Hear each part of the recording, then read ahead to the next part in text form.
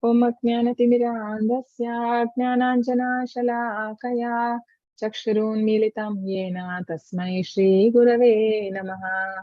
Shri Chaitanya Manobishtam Sthapitam Yena Bhutale Swayam Rupa Kadamahyam Dadati Swapadantikam Vandeham Shri Guru Shri Yuta Padakamalam Shri Guru Vaishnavamscha Shri Rupam Sagrajatam Sagana Raghunathanvitam Tam Sajivam Sadvaitam Savadutam Parijana Sahitam Krishna Chaitanya Devam Shri Radha Krishna Padan Sagana Lalita Shri Vishakanvitamscha Namo Vishnu Padaya Krishna Prishtaya Bhutale Srimate Bhakti Vedanta Swami Iti Namini Namaste Saraswati Devi Gauravani Pracharini Nirvishesha Shunyavadi Pashyata Deshatarini Jayu Shri Krishna Chaitanya Prabhu Nityananda Shri Advaita Gadadara Srivasadi Gaura Bhaktavrinda Hare Krishna Krishna Krishna Hare Hare Hare Rama Rama Rama Hare Hare Hare Krishna Krishna Krishna Hare Hare Hare Rama Rama Rama Hare Hare. He Krishna Karuna Sindhu Dinabandhu Jagatpate Gopesha Gopika Kanta Radha Kanta Namoste Namo Brahmana Devaya Go Brahmana Hitaya Cha Jagadhitaya Krishnaya Govindaya Te Namaha Tapta Kanchana Gaurangi Radhe Vrindavaneshwari Vrishabhana Sute Devi Pranamami Haripriye Namo Mahavadanyaya Krishna Prema Pradayate Krishnaya Krishna Chaitanya Namne Gauratvishe Namaha Vancha Kalpatarubhyascha Kripa Sindhubhya Eva Cha पतितानां पावनेभ्यो वैष्णवेभ्यो नमो नमः अनंत कोटि वैष्णव की जय नाम जय दास Hare Krishna welcome everyone Hare Kunalan Hare Krishna Mataji. Hare Krishna everyone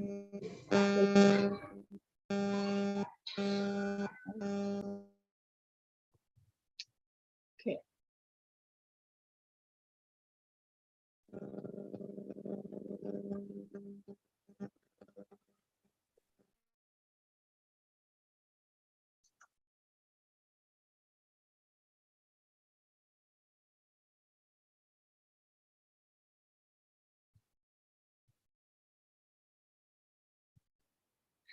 okay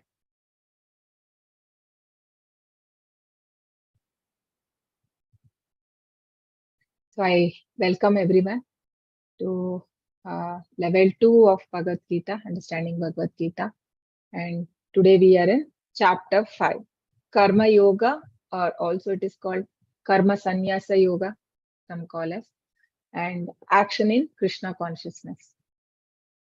So we had a similar chapter 3 also was also Karma Yoga, right? There are some topics which are similar even in both the chapters.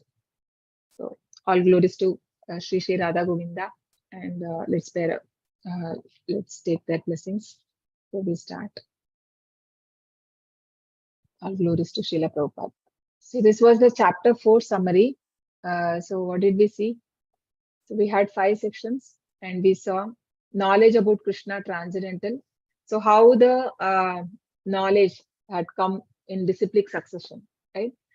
So from Krishna to Krishna, Krishna said to Vivaswan 120 million years ago, and then Vivaswan to Manu, and from Manu to Ikshvaku. So we understood how it had come. And then Krishna is the goal of all path and creator of Varnashrama system. So Krishna had created 4 Varnashrama. So what are the Varnashrama? 4 Varnashrama which got created. Someone can tell. Kshatriya. Yeah. And Shudra. Yes, Vaishya and Sudras. Yeah. Your voice is not clear to me. Yeah. Okay. Kshat- Raji. yeah. Brahmanas, Huh. Kshatriyas, Yes. Vaishyas, and And Shudras. yeah, so these are the 4 caste systems. So is it based on birth or what? Based on what? Based on what Krishna created?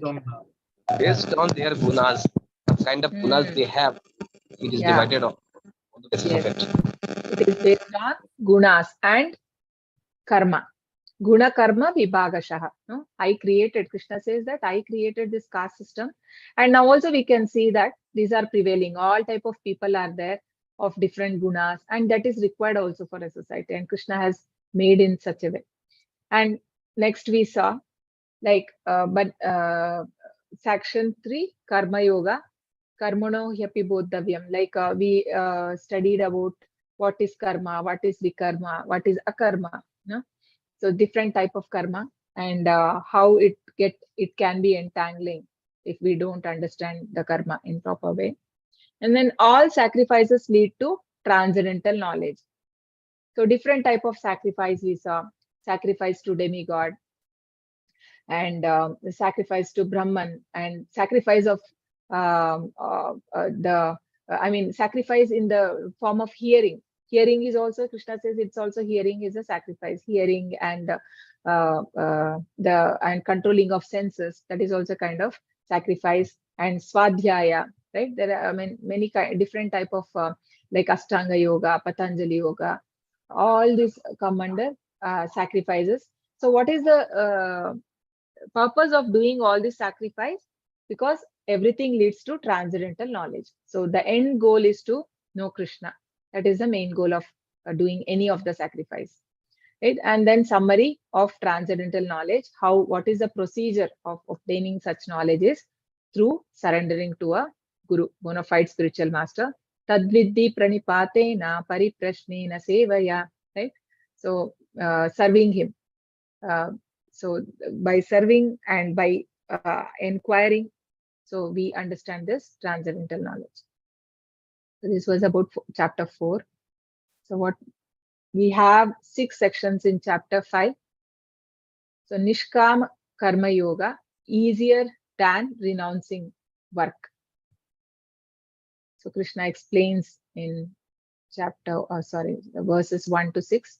And then we have section 2, 7 to 12, how to perform Nishkama Karma Yoga, or what are the activities of such a Nishkama Karma Yogi that we see, how he involves himself in the work. And section 3, platform of knowledge, knowing the 3 doers. So there are 3 doers. It is not like a person thinks only he is the doer. No? In chapter 3 also Krishna says that Prakrite kriyamanani gunai karmani sarvashah ahankara vimudhatma kartahamiti manyate. So because of the 3 mode of material nature, a person thinks that he is the doer. Prakrite kriyamanani gunai karmani sarvashah. But ahankara vimudhatma, what is it which making him to believe so? It is a false ego. Ahankara means false ego. We all have ego. Ego is there even in a spiritual body, but that is true ego. True ego, we know we are servant of Krishna. But then false ego, I forget it. I forget. The forgetfulness is there. So here we understand in section 3, there are not just the person, but there are totally three doers are there. So we'll learn about that. And then in section 4, learn liberation by focus on Supreme Soul. So how one can get liberated, or what kind of activities he has to do if he has to be liberated. Section 5, liberation through Ashtanga Yoga, and that will expand in chapter 6 further. So, and then it ends with what peace formula. No? So peace on the platform of liberation. So these are the sections. Section 1. So Arjuna again asked whether renouncing work is superior to working with detachment. So Krishna replies both are equal in the sense that both are means to the same goal. So this we will see in the verse wise. This is the first shloka. Anyone here want to chant? Or Should I chant? Yeah, sure. Yeah. Arjuna Uvacha Sanyasam Karmanam Krishna Punaryogam cha Samsasi Yachreya Etayor Ekam Tanme Bruhisu Nishchitam. Arjuna said, "O Krishna, first of all, you ask me to renounce work, and then again you recommend work with devotion. Now, will you kindly tell me definitely which of the two is more beneficial?" Hare Yeah, Krishna. Hare Krishna. So similar question we see even in chapters 3 also starts with like that. Na? Ekam vada. Arjuna says, Krishna, please tell me one thing. Because in chapter 2, he gives knowledge about soul and then he speaks about Sitadir Muni and all that. So then Arjuna was confused. Please tell me one thing, Krishna. So again, here also we see the similar confusion. So we'll understand now. So the couple of slides will explain us what is the reason for Arjuna's confusion. Like, do I have to renounce? You ask me to renounce the work. Actually, Krishna is not asking to renounce the work, right? It's not is it is called karma sannyasa. Sannyasam karmanam Krishna means karma sannyasa means renouncing the work. And then again, you are asking work with devotion. Is Krishna asking to renounce the work? He never says that. He only asks to renounce the fruit of action, right? So, but then what is the confusion leading to such question? We'll understand. So, chapter 2, we saw Krishna, 11 to 30. It was all about the soul, the knowledge of soul, right? We understood. So, there, and then after that, Krishna said that but if you act in buddhi yoga or devotional service, then there is no sinful reaction, right? These are the examples of Hanuman, Lord Hanuman, and Vibhishan, and all that. So after this jnana, then there was again confusion. So in chapter 3, Krishna says, but for one who takes pleasure in self, whose human life is one of self-realization and who is satisfied in the self only, fully satiated, for him there is no duty. So you can these are highlighted, you can see where which stresses that there is no duty. So which is what creating confusion.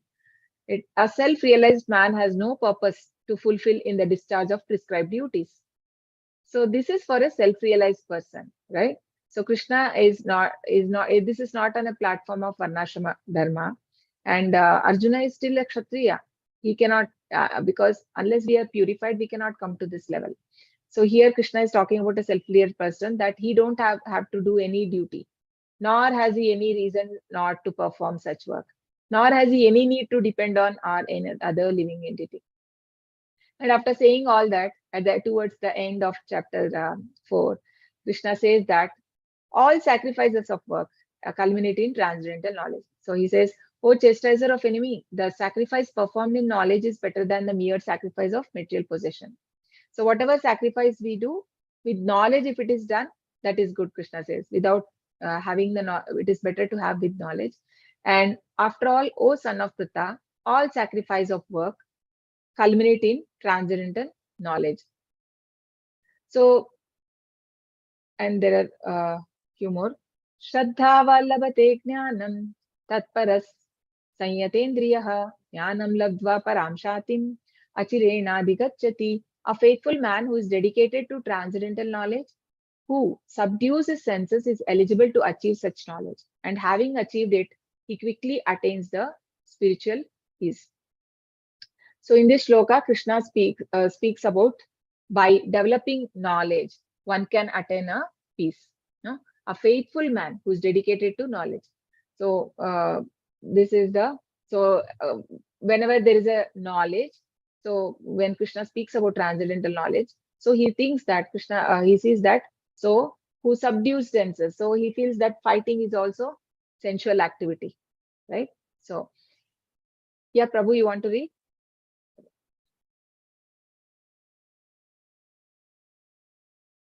Yes, Mataji. Yeah. Yoga sanyasta karmana jnana sanchina samshayam atmavantam na karmani nibadnanti dhananjaya. Sorry.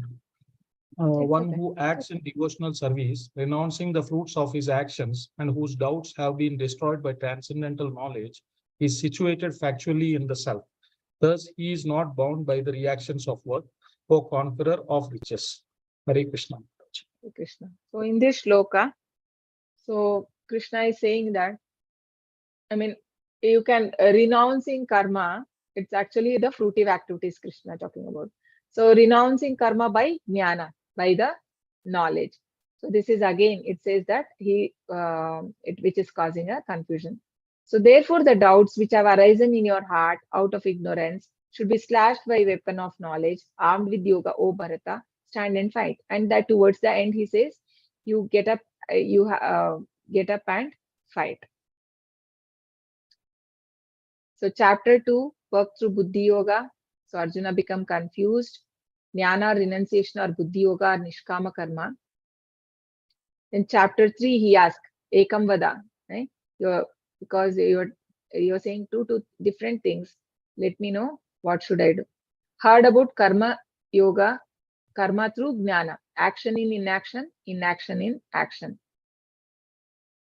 So we understood like the transcendentalist who seem to be not working, but then actually they are working on the soul level, spirit level.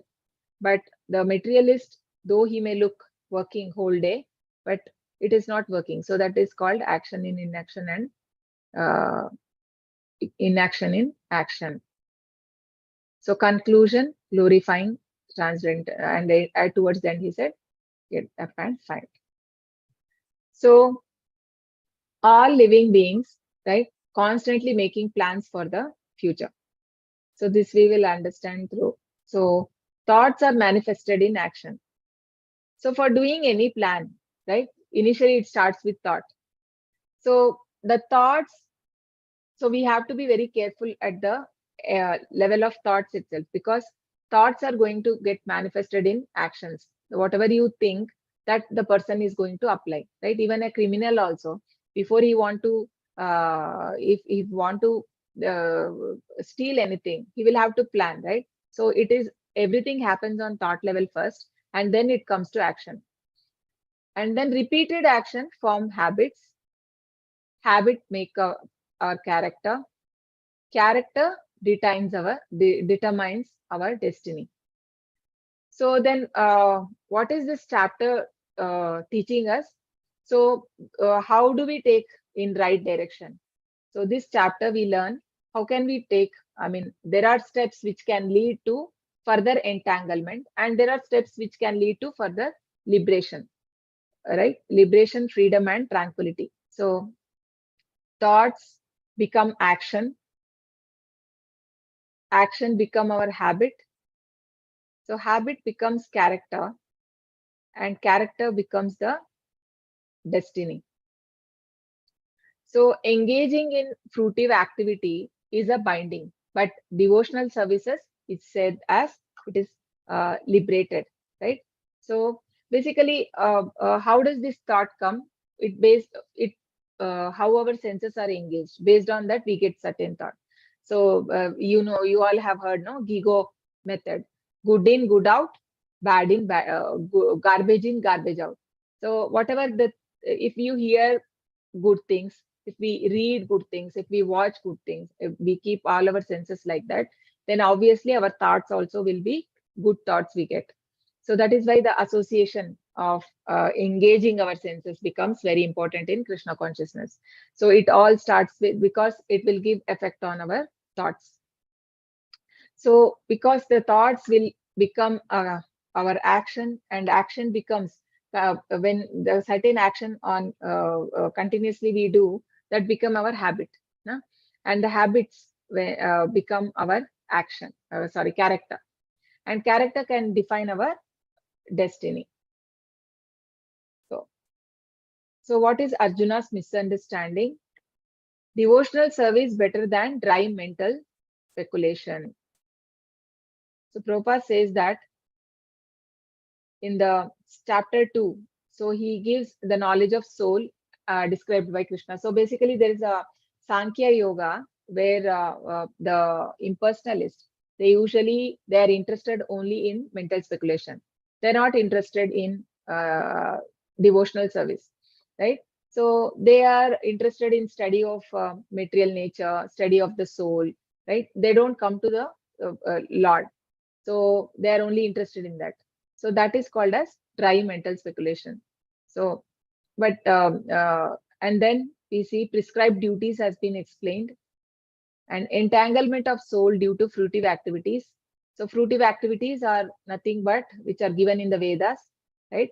Traigunya Vishaya Veda Nistraigunyo Bhavarjuna Nirdvandvo Nitya Sattvasto Niryoga Kshema Atmavan.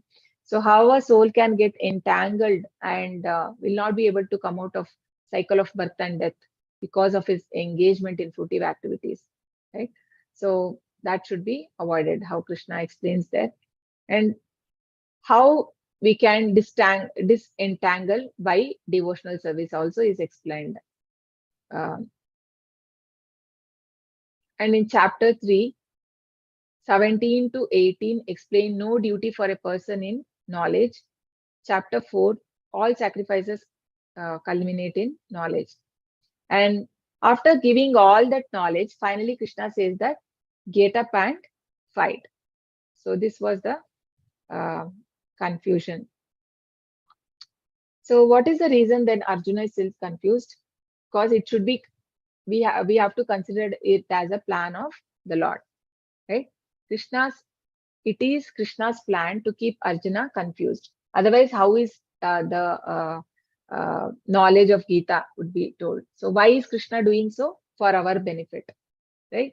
To give this knowledge, because there will be still people who may get confused with the instructions given in Bhagavad Gita by the Lord. So to keep that simple for the common people, Krishna is keeping Arjuna bewildered. Otherwise, who is Arjuna? He's not a normal person. He's a eternal associate of the Lord. No, he comes. I mean, whenever Lord comes, he also comes. Even when Chaitanya Mahaprabhu came, he was that time also he came as Ramanandraya.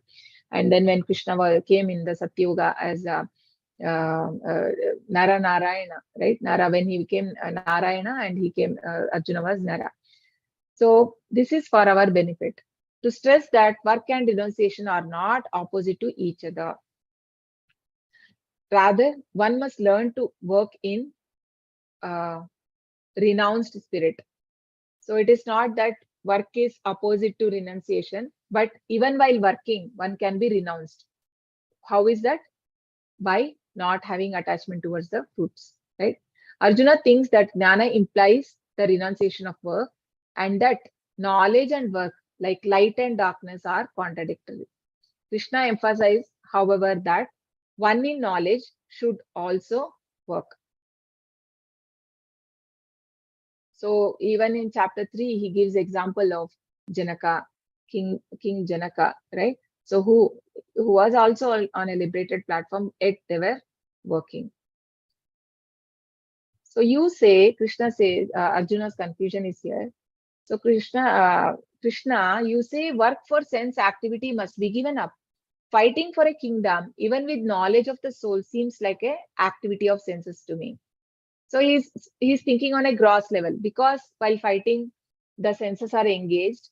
Arjuna is saying that it looks like a sense activity to me. Therefore, it should be given up. If one works with devotion, then how is work stopped? You speak in riddles, action in inaction, inaction in action. So I am confused. So when we are engaging our senses in sense gratification, then it is a binding, right? But then we are like Duryodhana. Duryodhana was fighting. Both were fighting. One was binding, right?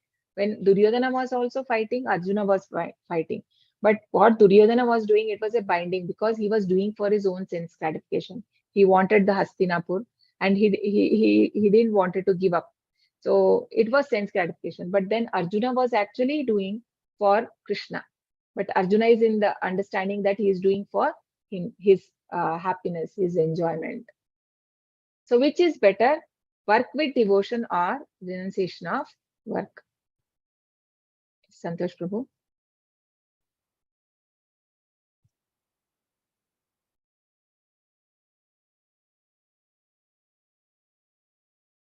Santosh Prabhu, you are there? Here. Are you? Is it me? Mataji? If you are Hare- able to, you can. I have one more Santosh Prabhu is there. I can't chant the sloka. Yeah, yeah. Okay. Another Santosh Prabhu is there. I think he will do it. Hare Krishna Santosh Mataji. Aluva Prabhu. Yeah. Sri Bhagavan Vacha Sannyasa Karma Yogascha Shreyasa Karau Ubau Tayostu Karma Sannyasat Karma Yogo Vishishyate.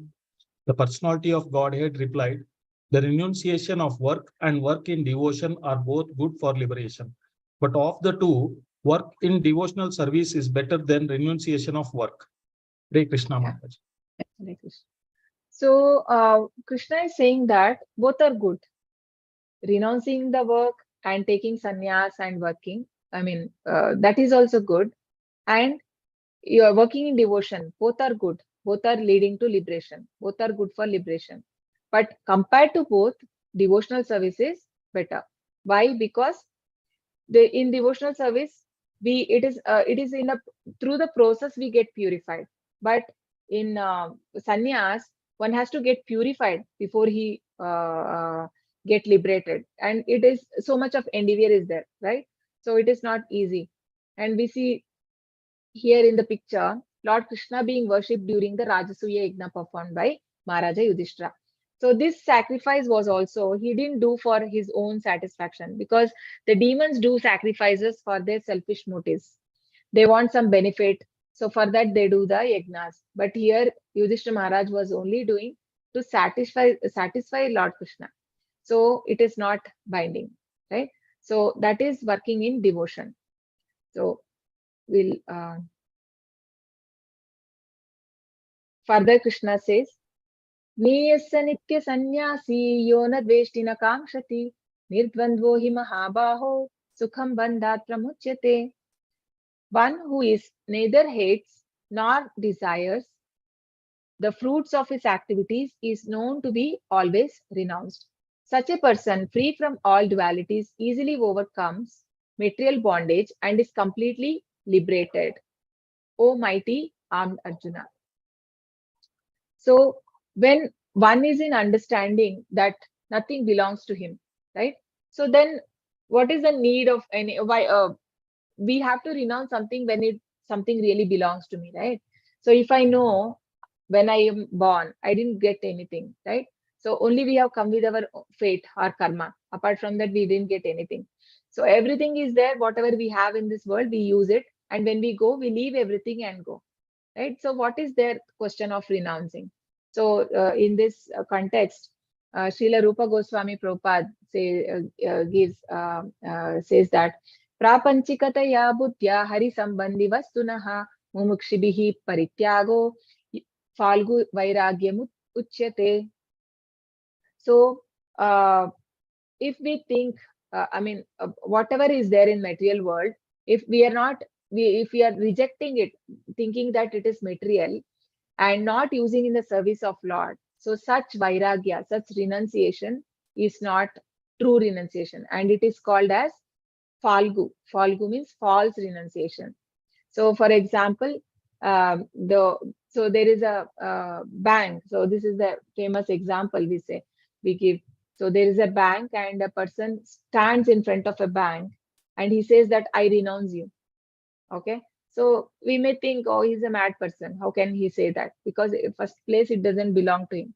Or somebody comes to your house and they say that I renounce this furniture or something at your home. So we may feel, okay, this doesn't at first place belong to you. What do you think? What are you talking about renouncing? So this understanding is there for whom? For the person who is not in duality.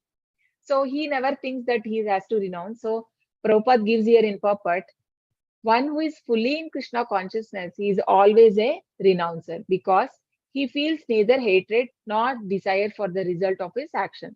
Such a renouncer dedicated to transcendental loving service of Lord is fully qualified in knowledge because he knows his constitutional position in his relationship with the Krishna. He knows fully well that Krishna is the whole and he is part and parcel of Krishna. So even this material body does not belong to me.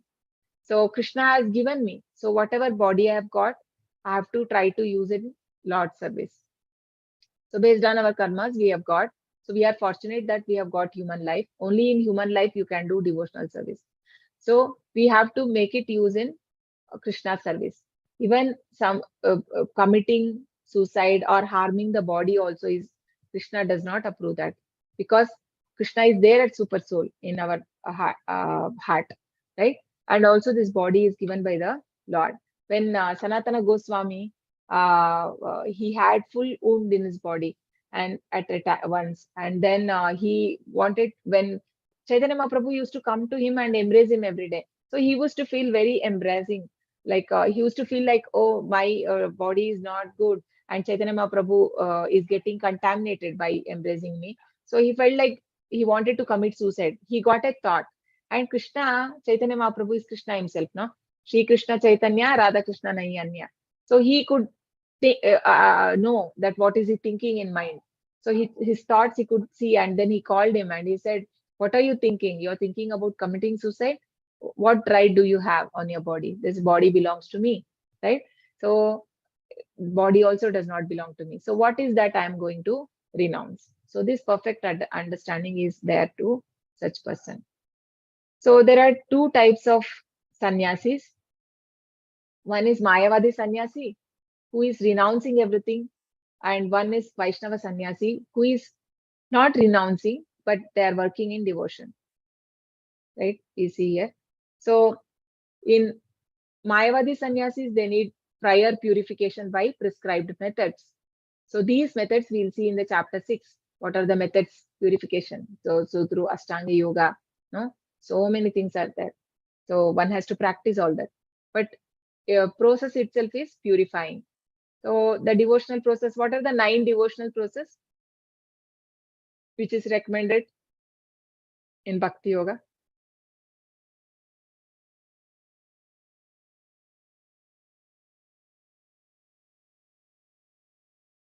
So anyone can tell? 9 process. Shravanam, Kirtanam. Yes. Anyone remembers 9 process? Whatever you remember, you can tell. There are totally 9. What are the ways we can do devotional service? There are 9 ways. Any one, if we do also, we can attain perfection. Okay. Shravanam, Kirtanam, Vishnu Smaranam, Pada Sevanam, Archanam, Vandanam, Dasyam, Sakyam, Atmanivedanam. Right? So Shravanam, hearing, Kirtanam, reading, or Kirtana means it could be saying the Bhagavatam, preaching, right? What Shukadev Goswami did to Parikshit Maharaj, and Parikshit for chanting. Yeah. So Smaranam, Kirtanam, Vishnu Smaranam, always remembering of Lord. Smaranam, Kirtanam, Vishnu Smaranam, Pada Sevanam, Archanam. So Pada Sevanam, serving the lotus feet of the Lord, and Archanam, so doing the worship, temple worship. Vandanam, Vandanam is paying obeisances, and Sakyam, Vandanam, Dasyam, Sakyam. So serving the Lord as in servitor mode, and then as in friendship, serving the Lord, Sakyam. Then Atma Nivedanam, so completely surrendering, so complete surrender. So in this way, people have, the devotees have perfected their knowledge. So that is the devotional process. So, and then here simply Jnana is insufficient for liberation. Only knowledge is not sufficient. In Krishna consciousness, action is must act in status of soul, because soul is always active. It is not possible to keep the soul inactive, right? That is the nature of soul, to be active. And here in Mayavadis and in renunciation, there's a risk of fall down. So we have seen so many sannyas, rishis, no? Like Vishwamitra, so there is a risk of fall down. And then here success is guarantee entrance to God's kingdom. So Mayavadi sannyasis is incomplete renunciation because they still have a desire for merging with Lord. So that is also a kind of desire. So that is not a complete renunciation. But here working in devotion is complete renunciation, to use everything in for Krishna, and also they don't desire for liberation. So finding the root cause, Vishnu. So here only that ends with finding the root. After all the knowledge, one understands that root cause is Vishnu. So here one understands that he is root cause, and then he waters the root. He serves the Lord. So process is to detach from matter, and here not just detach, but engaging all senses in service of Lord, that is becoming attached to Krishna. So no happiness, senses restricted, cannot relish transcendental devotional service, take many births, no? Study Sankhya philosophy, Shariraka Bhashya on Vedanta Sutra by Shankaracharya. So all sampradayas, they give the Bhashya, no? So this Shariraka Bhashya is given by Shankaracharya, that they study, Mayavadis, and which is not complete actually. That only speaks till Brahman realization. But Krishna highest realization is Bhagwan realization. So may fall down to philanthropic and altruistic activities. So whoever merge with Brahman, because of there's no seva, they after certain time they will again take birth in this material world. So there's no point of doing so much hard work after so many birth, and again they have to come back to this material world. But Krishna consciousness brings happiness, senses engaged, perform multiple devotional activities, quickly achieve Supreme Personality of Godhead, study Srimad Bhagavatam, natural commentary on Vedanta Sutra, have multiple engagement in devotional service according to Pancharatrika regulations, like getting up early in the morning and doing the deity worship, right? The deity worship itself is very elaborate. So all that comes in Pancharatrika regulations. So Sankhya Yoga Pratak Palaha Pravadanti na Panditaha Ekamapyastita Samyaka Ubhayor Vindate Phalam. Only the ignorant speak of devotional service, karma yoga, as being different from the analytical study of material world, Sankhya. Those who are actually learned say that he who applies himself well to one of these paths achieve the result. So devotional service. So here we see only some people say that you cannot, there are two different paths, but actually here Krishna says that actually learned say that he who applies himself well to one of these paths can achieve the result of both.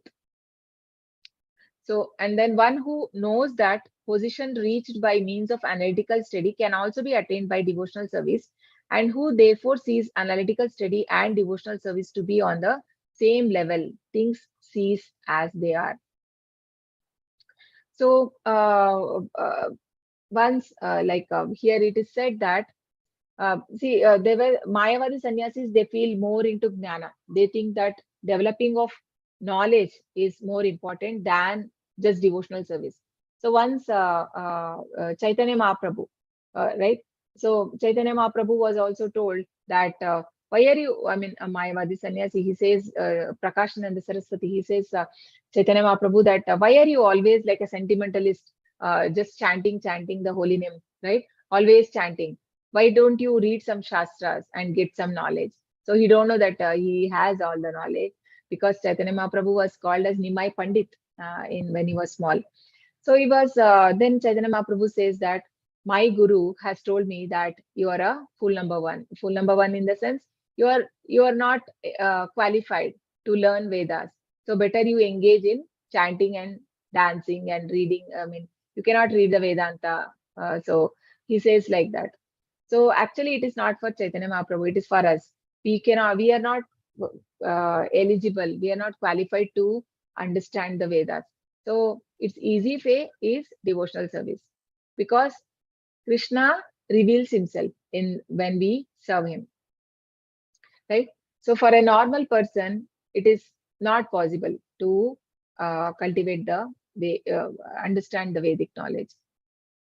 So here it is said, the position, anyone can reach the same position, right?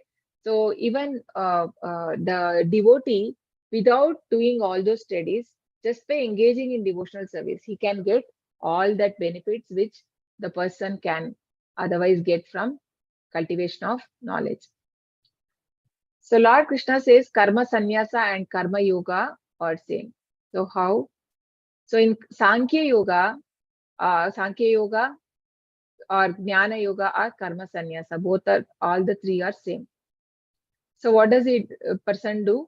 Study of yogi will engage in study of material world. So this Sankhya Yoga is nothing but study of material world, material body and the soul. So by studying that, he understands that I am not the body, I am the soul. So he get detached from the material world. And then knowledge and ultimately lead one to find the root of all causes. Right? And then in Nishkama Karma Yoga, in the devotional service, realize that I am the part and parcel of the Lord.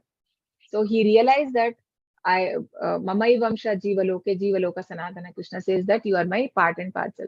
So after having that understanding, what are the root, right? So, and then it goes to, one can attain liberation or go back to Godhead. So Krishna says that knowledge or renunciation alone is not sufficient for liberation. So because otherwise it will take many lives to get liberated. So 5.2 to 5 explains in many ways there are both are same. Jnana, Sankhya and Karma Yoga, Bhakti. So neither hates nor desire for fruits, this Jnana Yoga, Sankhya Yoga, because he has also given up everything. He has renounced everything. Na? And in Bhakti Yoga, neither hates nor desire fruits, free from dualities, liberated, both are liberated, comes to understand that his soul, not this body, becomes detached from matter. And here becomes attached to working for Krishna.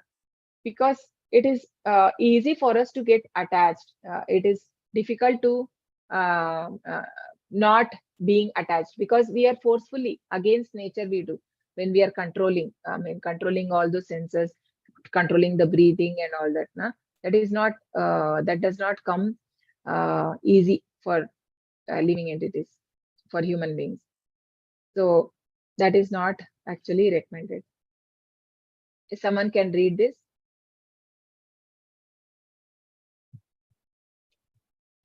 Sankhya and devotional service. In the first process, Sankhya, one has to become detached from matter. And in the devotional yoga process, one has to attach himself to the work of Krishna consciousness. Factually, both processes are the same, although superficially one process appears to involve detachment and the other process appears to involve attachment. Detachment from matter and attachment to Krishna are one. Who can sees things as they. Yeah. Hare Krishna. Yeah. Hare Krishna. So both are not different. It is same, but then they're completely detached and not engaging sense. But here we engage in service of Lord. Sanyasastu mahabaho dukkhamaptumo yogataha yoga yukto munir brahma nachirena adhigacchati. Merely renouncing all activities, yet not engaging in devotional service of Lord, cannot make one happy. But a thoughtful person engaged in devotional service can achieve the supreme without delay. So unless one is engaged in devotional service, he cannot be happy. No? When we param društva nivartate, no? Krishna says in chapter 2, when you get a higher taste, then the lower taste will go. So here we see that devotees are doing the Sankirtan, Sankirtan on street. Why are they doing on street? They can also do at home, sitting japa, doing japa, they can do. But then the devotees are more merciful, because the sannyasi, if we see, he's like only for his own elevation. He sits in a forest, does all the, he controls his senses and breathe and all that. So he renounced everything. That is for only selfish motive, only for his elevation to higher planet or for liberation. But then devotees are concerned with everyone, because uh, once Chaitanya Mahaprabhu said even the insects can get delivered, right? When at home also, when we are chanting loudly, those insects, because everybody have taken a birth based on their karma, so they can get benefit. So similarly, when we go outside and do the Hari Nam Kirtan, so many people can benefit it. No, not everyone comes to temple. So how will they get this mercy of the Lord? So that is why Chaitanya Mahaprabhu started this Sankirtan movement, so that everybody gets benefited. So this we see on the streets, devotees go and chant. They can do individually at home, but they do because so that it will help other people also who don't come for temple, or could be the atheistic people. How will all those people get delivered? No, the devotees are very merciful. Just like Nityananda Prabhu, he come to know like how can I deliver this Jagai and Madai? They're so sinful. So wantedly he went uh, uh, in front of them. They were doing Sankirtan, so that they troubled, and he wanted Chaitanya Mahaprabhu come and deliver them. Right? So uh, so this is the reason. So merely and this does not give one happiness when he is not engaging in devotional service. So section 2 speak about how to perform Nishkama Karma Yoga. So working with detachment.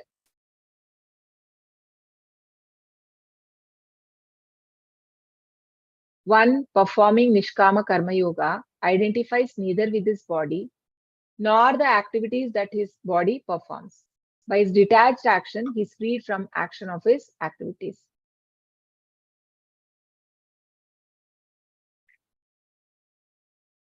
So what is Nishkama Karma Yoga? So having a perfect knowledge that I am not this material body, I am the soul, and I am part and parcel of the Supreme Lord. I want to render service to him. I will work in detached spirit. So as Krishna says that you are all my parts and parcel. So when we understand, so I am my the hand has to serve the body, right? So similarly we have to serve our part. So when we understand that I am part and parcel. So Nishkama Karma Yogi, he understands that I am neither this material body, right? So that means I am a soul and I'm a part of the Lord. So I need to serve to Lord. So who is a Nishkama Karma Yogi? How does he answer? So if you ask, who are you? So he will say that I am servant of God. So in material world, everyone are servants. If we are not servant of God, then we are servant of Maya, right? That means we are slave of our senses, like Hiranyakashipu. He was slave of his senses. He was controlling even the nature, demigods, everyone. When the sun was very hot, then he would stare at sun and he would scare the sun, and the temperature had to decrease. So, but then it is said, though he had all the opulence and everything, mystic powers, he was not happy. Why? Because he was engaged in satisfying his own sense gratification. That was not giving him happiness. So Nishkama Karma Yogi says that I am servant of God. So what work do you do? Work allotted by God. How do you do the work? I work hard with sincerity, dedication to my best ability. So anyone knows who is this picture in this? Who is this? Any idea? I think by seeing this, you can make out the heads. Huh? Sita Maya. Who is that? Ravanasura. Yeah, it's Ravan. Ravana and Ravana. Sita Maya. Yeah, Sita Maya is kidnapped. Then who is this bird? This bird. What is the name of the bird? Huh? Jatayu. Jatayu. Yeah, yes, Jatayu. So Jatayu, yeah. So Jatayu was fighting because it was old, it had become very old. But then it didn't give up. It did with all sincerity. It was fighting for the right cause. So it's just Krishna. I mean, working in. I mean, because but then it was pleasing for Krishna. So Krishna does not see what is the result of your work, whatever you have done. He only sees that what was your intention in action. Action in itself is not important, but with what consciousness one perform the action. Is it for my own sense gratification or for Lord I'm doing, right? So thinking, and then it is, and it says, what do you do with the result? I hand it over to God. So sowing of the seeds and watering the plant, everything is my work. But then I cannot have expectation on the fruits, right? Because Krishna says, Karmanyevadikarasye, you have only right to perform the duty. Mapaleshu kadachana, you don't have right on fruits of action, fruit of your activity. You cannot get attached. Ma karma pala heturbu. Why? Because Krishna says the reason, because you are not the cause. There are so many other things which is cause for the mango. No? So not just when there should be a proper sunlight, there should be a rain and all that. There are different factors. So it's not me only. So mate sangosya karmani. So that should not mean that I become lazy and I don't do work. Krishna says, no, you should work. So everybody are responsible to work, but in a detached spirit. That is what Krishna is trying to tell. Hand over to God. One who works in devotion, who is pure soul, and who controls his mind and sense, is dear to everyone, and everyone is dear to him. Though always working, such a man is never entangled. So this is from 5.7. So because who is pure soul, who controls his mind and sense, is dear to everyone. So because this person is seeing other people on the platform of soul level, and he knows that everybody belongs to Krishna. They are part and parcel. Every living entity is part and parcel of the Lord. And so he knows that that how the Prabhupada gives in purport, how just like how the leaves, branches, everything belong to the tree. So similarly, all living entities belong to the Supreme Lord. So when he served them in that way, so everybody get pleased. I mean, everybody are pleased by his activities because he only wish good for everyone. A person in the divine consciousness, although engaged in seeing, hearing, touching, smelling, eating, moving about, sleeping and breathing, always knows within himself that he actually does nothing at all, because while speaking, evacuating, receiving or opening or closing his eyes, he always knows that only the material senses are engaged with their object, and that he is aloof from them. So are two kind of devotees, right? Two type of people, one on a materialistic platform, one a devotee. Both may look similar, but then the consciousness is different. He is in divine consciousness. So whatever he do, see, hear, everything they do. Na? Here we can see in the picture, he is also doing, he is also hearing, he is offering, he is engaging his senses, but everything for satisfaction of the Lord. So it is said, Vaishnava Kriya Mudra. So Vaishnava Kriya Mudra means it is difficult to understand. Many times we may think, we cannot understand. Actually, it's not that a person who has dressed like a Vaishnava is only a Vaishnava. There could be a person who may look like a materialistic person. So there were many kings, like Amrish Maharaj also. He dressed very luxuriously, and he was looking all opulent, but then he was completely detached. He has so many wives, but he did everything as a responsibility, but completely not attached. So Vaishnava Kriya Mudra means we don't understand why they may look like on a material platform, like they are also like normal people, but their intention will be different. So and Prabhupada also, he does not give the same like in one place he may give a message, but the same thing he cannot give in another place, because based on time, people and circumstance, it may change. But then we should not think why Prabhupada tell in one place like this and the other place like this. Why is it looks contradictory? Actually, it is not contradictory, but the person is not ready to understand. So based on that, they give instructions. Just like Krishna also, when he takes incarnation, different time and period, he comes as Buddha and he gives some different knowledge. He rejects Vedas, and then he comes as Chaitanya Mahaprabhu and he gives the devotional service. So we should not think, okay, it is contrary. It is Krishna only, God only, right? But then they just like that, even devotees of Krishna also, it is not easy for us to understand. But then they know that every living entity is a part and parcel of the Lord. So they try to give a knowledge so that the other person understands it. So work for Supreme. Brahmanyadaya karmani sangam tyaktva karoti yaha lipyate sana papena padmapatramivambasa. One who performs his duty without attachment, surrendering the results unto the Supreme Lord, is unaffected by sinful reaction as the lotus leaf is untouched by water. So when in such a mood, a person performs his duty, so how he will be? He is unaffected. So what is the analogy given here? Lotus leaf. We can see here the surface of the lotus leaf is so soft. It is like a smooth, like something that if there is something oil or something, it doesn't stand. The water does not stick to it. So similarly, a person who is working in a detached spirit, the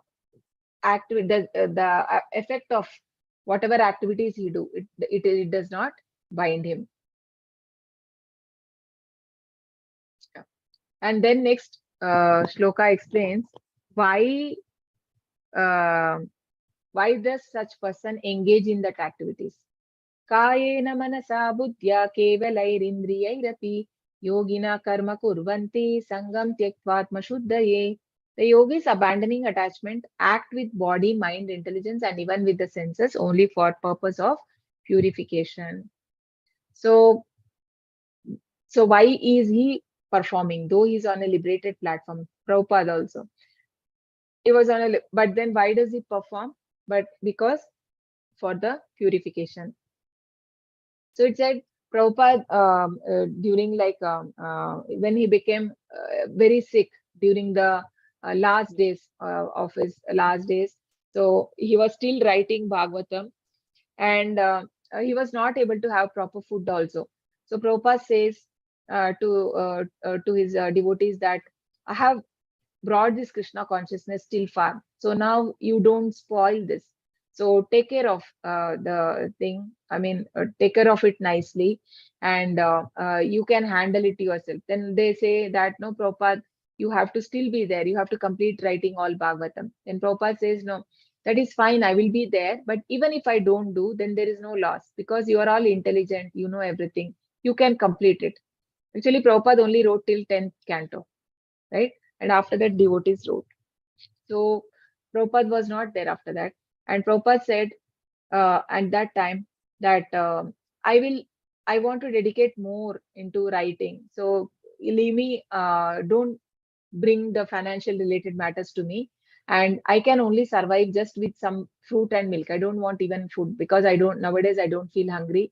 I don't want food. See, so much sacrifice. I mean, he was not at all attached. He was having everything, but then he lived all his life, even after having all opulences, he lived like Padma Patram, like a lotus leaf.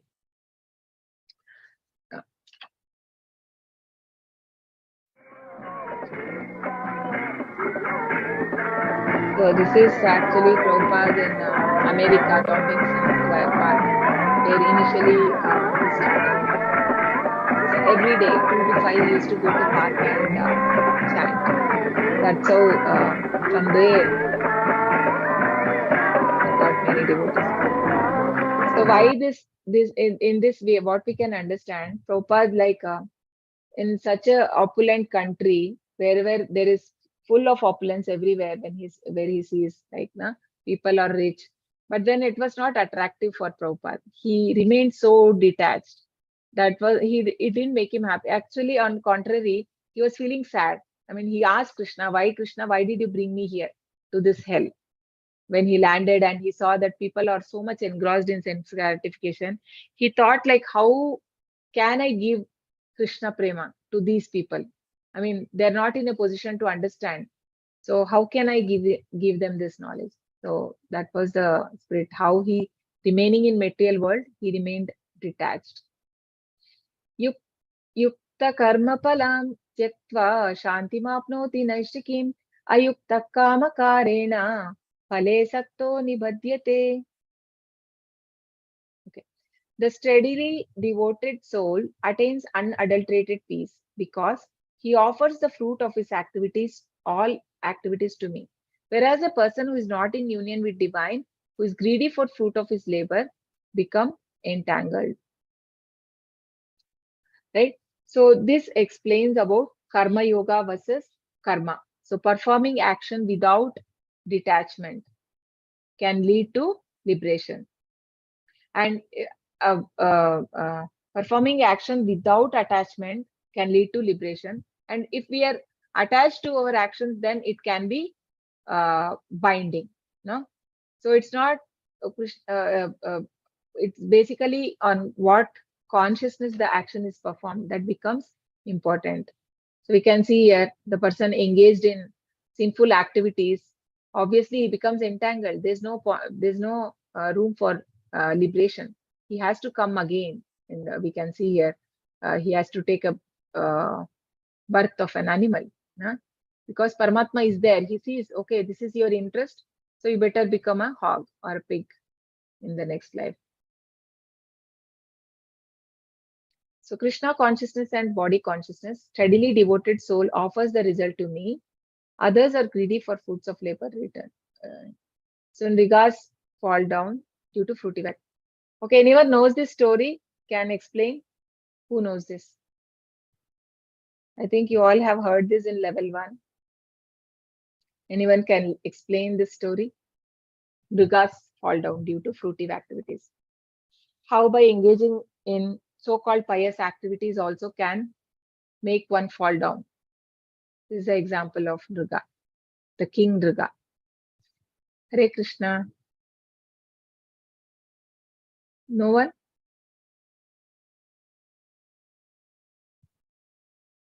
No one has heard this story?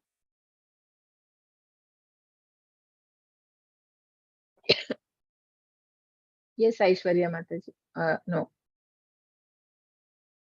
No, Sanjay Kapoor. Okay. Nobody has heard, is it? Okay. Santosh Prabhu, you also don't know? Mataji. No, Mataji. No? Okay. Okay, fine. So there was a king called Durga. Okay. So he was very much interested in doing fruitive activities. And he used to conduct many sacrifices, and he used to give the cows. It's like he was giving many cows. I mean, it said lakhs of cows. That too, well, they were put, so much of ornaments were put on those cows, and he was donating to the brahmanas. And once what happens, he had sold one cow, and the cow had again come back to his palace, right? And then he sold the same cow to another person. Not sell, sorry, he gave in sacrifice to another brahmana. So then the next day the brahmana came and said that this is my cow, I have already got, and this person, you have given this to the other person. Because those days they were very strict brahmanas. They were not ready because once it is given to one brahmana in a sacrifice, you cannot give it to other person. You have to so he says so much, like he says, Durga requests them that I can give you in exchange thousands or 1 lakh cows, right? He says that I will give you many cows in exchange of one cow. Both will not agree, both fight, and finally they curse him, the king, saying that because you have done this sinful activity, see, that's just one mistake he did. They punish him that you become a lizard. That's how we see here in the picture. He become a lizard in the next life. And because of his pious activity, he had a boon from Lord Brahma, right? That Krishna will come and deliver him when he get that body. So he became a reptile, and he lived in a well for many years. And then finally when Krishna came, So, so that time when Krishna touched him, he became again, he got his body. So then he became liberated. So what does it show? Because in general, people believe that Manava Seva is Madhava Seva, but Bhagavad Gita does not approve that. Manava Seva is not Madhava Seva. So if you worship, we may do so much of charity and these things. Yes, it can be good, but then it can be also binding, and it depends on to whom you are doing that service also. Sometimes we are thinking we are doing charity, but the other person, if he's not using in a right way, that karma can come to us also. So this is not recommended by. So this is called a fruitive activity. Because why fruitive activity? Because King Riga was in expectation of going to some heavenly planet, or like in expectation of that only he was doing that service, right? So that was not a pure devotional service. But Bhagavatam says, Akama sarva kamo va moksha kama udaradihi tivrena bhakti yogena yajeta purusham param. Akama means if you don't have any desire. Sarva kamo va, or you are full of desire. Akama sarva kamova moksha kama udaradi. Or if you want to have liberation or getting merged with the Lord. Kama sarva kamova moksha kama udaradi tivrena bhakti yogena. So whatever it is your desire, always worship the Supreme Lord. Bhakti yogena yajeta purusham param. So go to Krishna only. No need to go anywhere. Whatever, even Krishna can satisfy even the materialistic desire. So no need to go to any other place. So that's Bhagavatam says. So platform of knowledge, knowing Krishna, the three doers. So there are some 4 slides. We'll do this section. So what are the 3 doers? One is the soul, one is material nature, and then super soul. So the proper understanding is any activity is based on three doers are there involved. One is Jiva, one is material nature, and one is the Paramatma.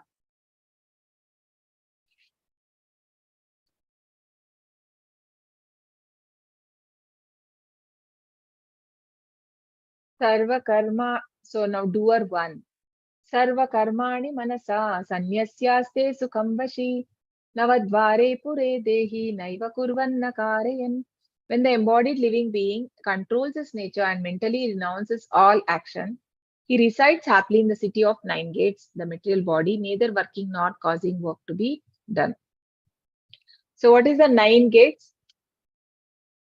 9 gates of human body.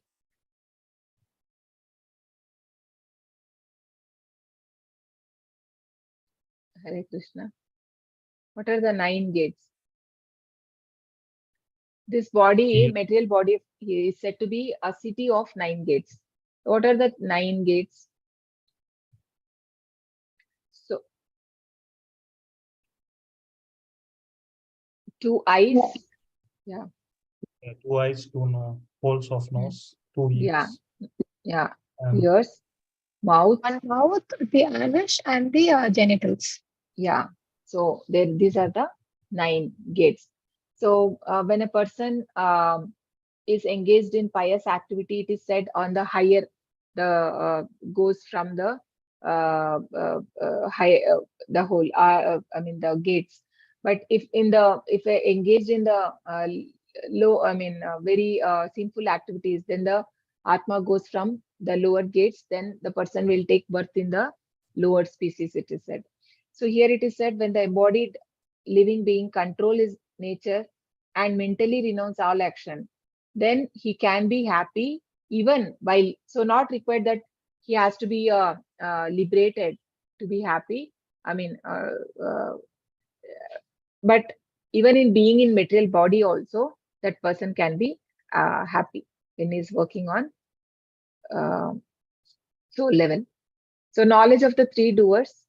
Doer 1, self, Jiva, situated in city of 9 gates, 9 holes of the body, not working or causing work to be done, does not create activities. So then who is creating activities? It's material nature. Does not induce others to act. This is also not done by the jiva. Then that is also done by material mode. So the three modes of material nature. Does not create the fruit of action. Happiness or distress come from identifying with the body. When one renounces the result, he or she can be living happily.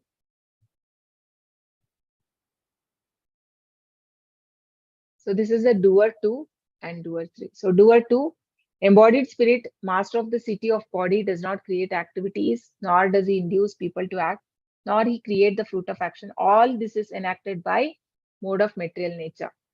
So when a person, actually by nature, the living entity consciousness is pure. But when it comes in contact with the material nature, it becomes contaminated. No?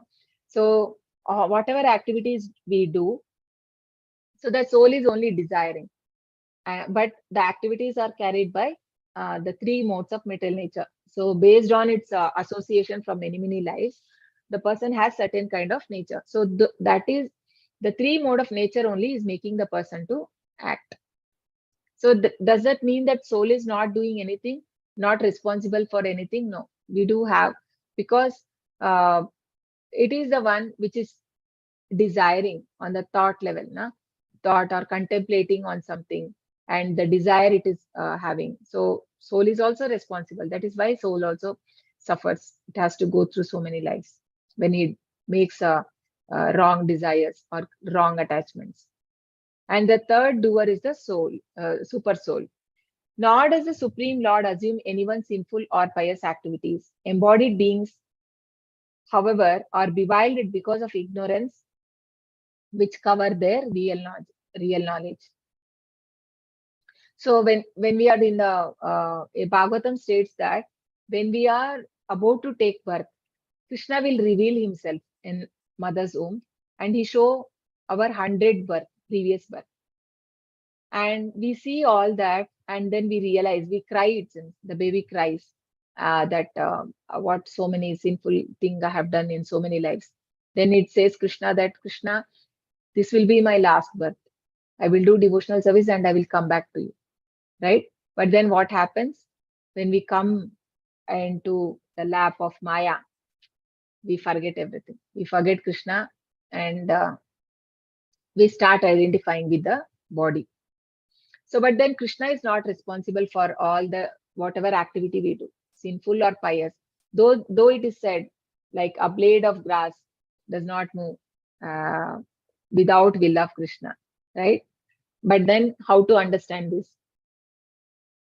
Because Krishna has given us a free will. So a person when is given a free will, always he has a choice. See, after giving all Bhagavad Gita, all this knowledge, Krishna finally, what does he say to Arjuna? Yata ichchasi tata kuru. So he says that do as you wish, Arjuna. Now I have given you all that what has to be. I mean, Krishna may have planned, but then if Arjuna is not doing, some other person Krishna will use as an instrument. So that is why he says you become the instrument, right? So Krishna, Lord has given us a will, little independence is there, just like a cow is tied to a rope. So much independence we have, not completely. But in that independence, we can do it. So, right, we don't have control on material nature. We don't have control on other living entities. Sometimes we don't even have on our own body and mind also. So little independence we have. In that little independence, we have to cultivate the sattva guna. And then we can come out of this binding. So there are three doers for any activity. So one is the jiva, the other material nature, and super soul. So understanding the three doers and how they work will give enlightenment. So the modes of material nature, they are doing everything, but they are under direction of the Lord. So whatever activity I do, Krishna is there as Paramatma. He notes down everything, and then he instructs material nature. So material nature also is not independent. She cannot act on independently. Whatever instruction from the Lord, accordingly we will get. So that is why Krishna says, no, in chapter 7, Daivihesha gunamayi mama maya duratyaya mameva ye prapadyante maya me tam tarantite. So the external energy of mind is very difficult to cross over. The Maya is difficult to overcome. But then whoever surrenders onto me, they can come over this ocean of birth and death, Krishna says. Because she is working under Krishna, under the direction of Lord. Material nature is not independent.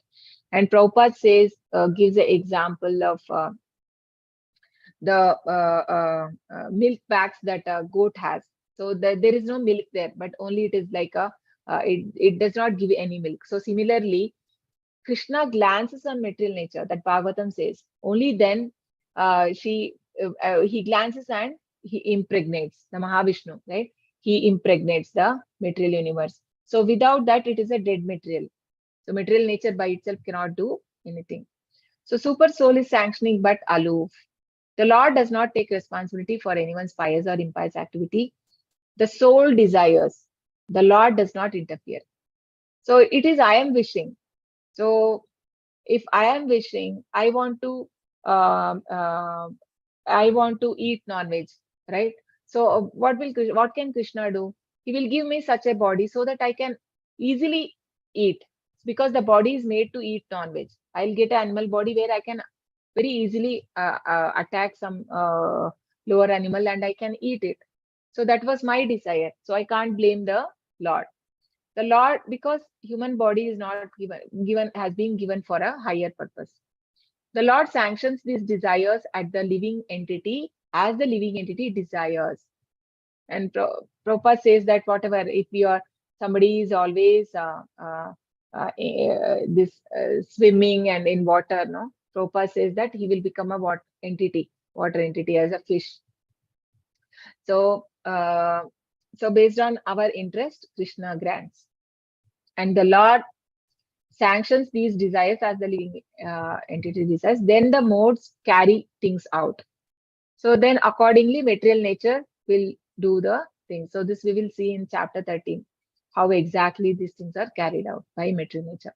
This is knowledge in the mode of goodness.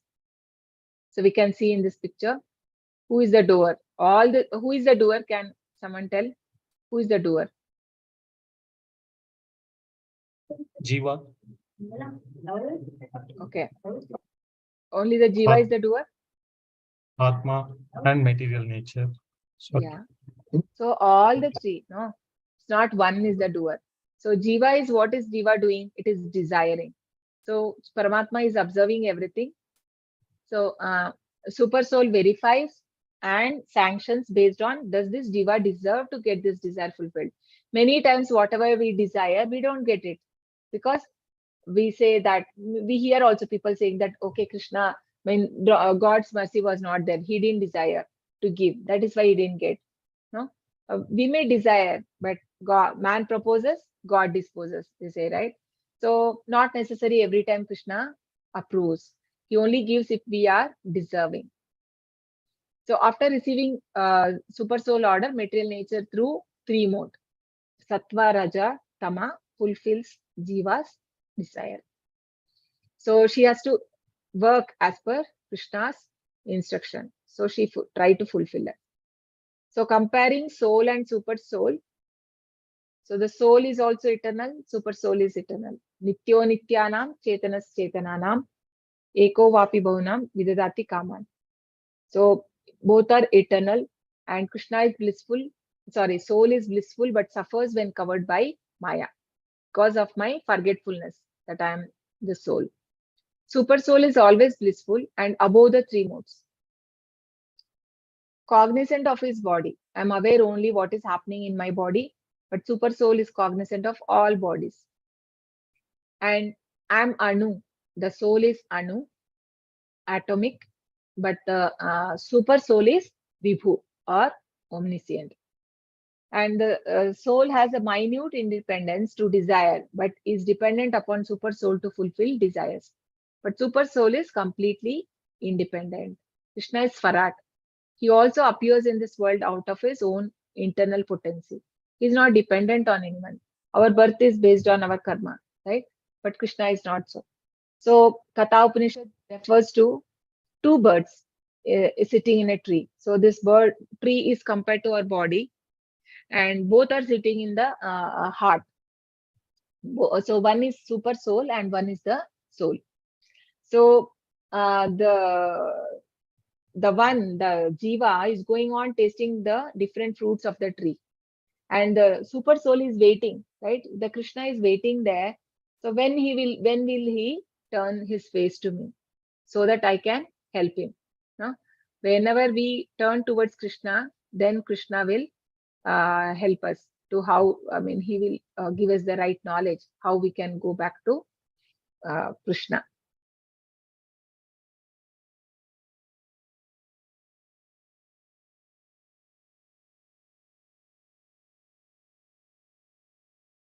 Okay, we stop here.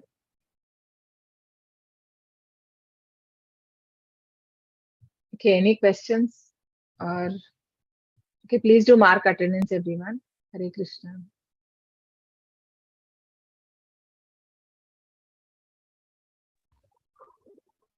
Hare Krishna, Mataji.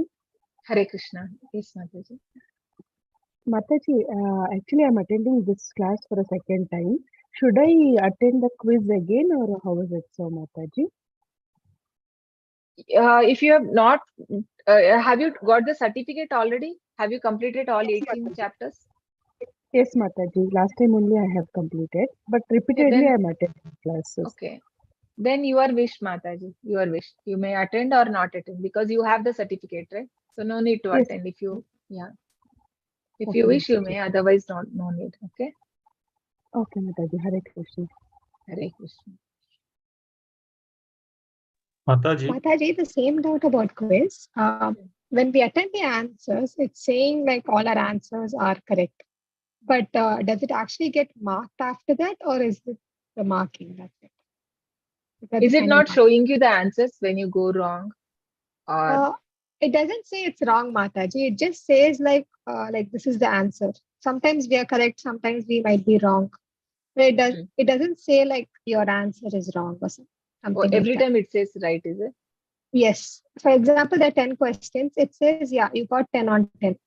But sometimes like one of my answer would have been wrong. Okay.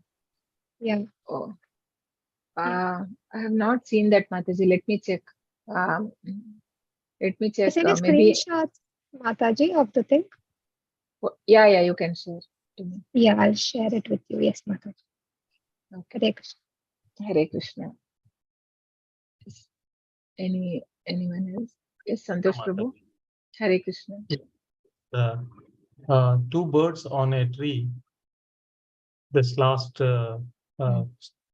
one which you have referred.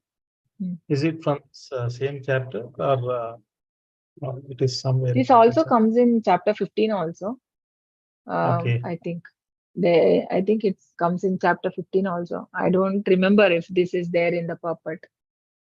Is this that a big? But there is a banyan picture was there, no? So I said there was a banyan- comparison between the soul and super soul, right? So Yes. yeah. Is it from that chapter where the banyan tree has a reflection in water and the roots? Yes, I think so. I think in that chapter also Prabhupada mentions. Okay. There also he mentions about these two birds. Okay, and one more question, Mataji. One more thing. Just can you please explain me that again? Just describe the story. The womb story where the child takes birth and Krishna reveals himself in the womb. Is it in Bhagavatam? the Bhagavatam, which canto, and anything? Any idea? Okay, So let me check and confirm you. Okay. Okay, ma'am. Yeah, please. Okay.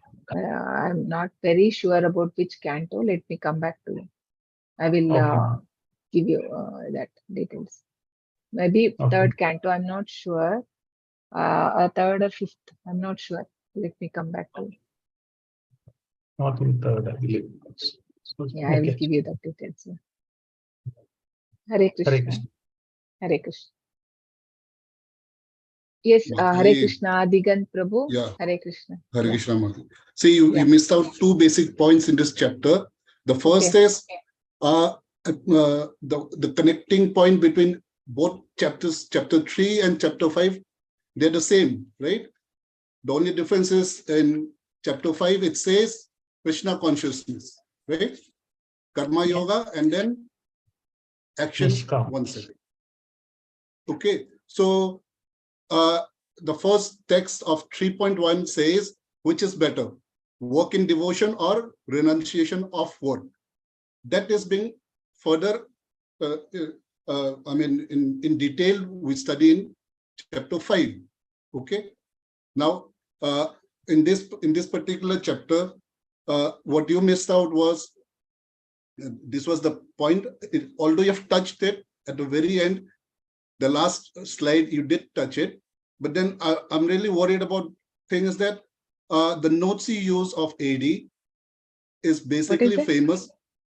The notes of this Amritananda Das, Okay. his notes is basically famous for yoga ladder. Okay. Okay. Yeah. Yeah. Okay. Yeah.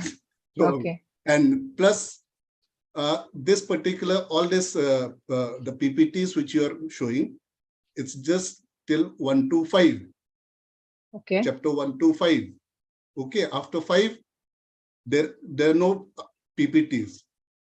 So, Okay. I mean, I'm really eager to see like what sort of PPTs you'll be showing in the. Oh, how do you class. know this, Prabhu? I mean, do you have that with you? Those. Yes. You please share with me separately. You have Notes on BG. You ask me anything, I'll give you. Okay. Right? And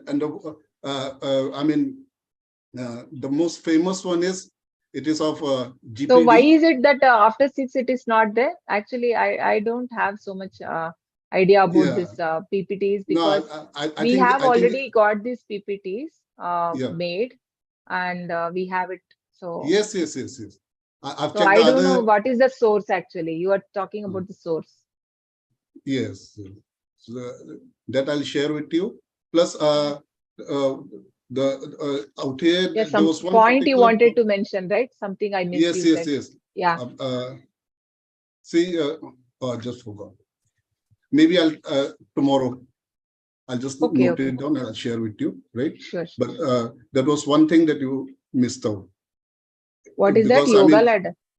No. Which this particular point, because see, I just got it. Like you've been trying to say like what is this particular chapter is all about. Okay, so what is really happening is that the way I told you right now, chapter 3, it's karma, and here it is Krishna consciousness. That is one point.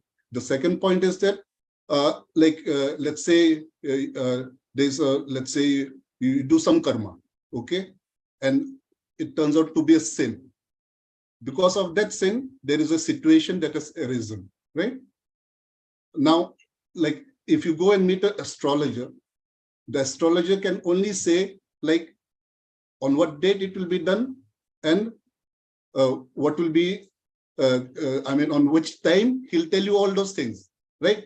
But then he'll never be able to say the outcome of the situation. So here comes in Krishna factor. Okay. That's the basic summary of this particular chapter, which I think you missed out. And I wanted to interrupt you at the very beginning, but I thought, no, it's not a part of good manners. Let's see. Last time I interrupted you for that particular prayer because I couldn't stop it. And you just no problem. No, it's always good, Prabhu. It's always welcome. Yeah, everyone are welcome to give, because see, I'm also not perfect. I'm also learning through the so it's always good so that one shares and everybody can learn. So yes, always welcome. Yes, ma'am. Okay. Yeah. Thank you so much. Hare Krishna. Hare Krishna. Hare Krishna. Okay.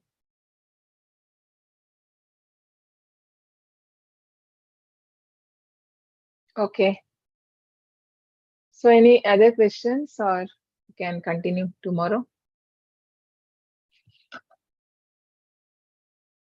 No questions, Mataji. Thank you. Vancha kalpatarubhyascha kripa sindhubhyeva cha patitanam pavanebhyo vaishnavebhyo namo namah. Ananta koti Vaishnava ki jai. Namacharya Das Thakur ki jai. Srila Prabhupada ki jai. Hare Krishna. Can we chant together 3 times? Yes, yes. Hare Krishna, Hare Krishna, Prabhu.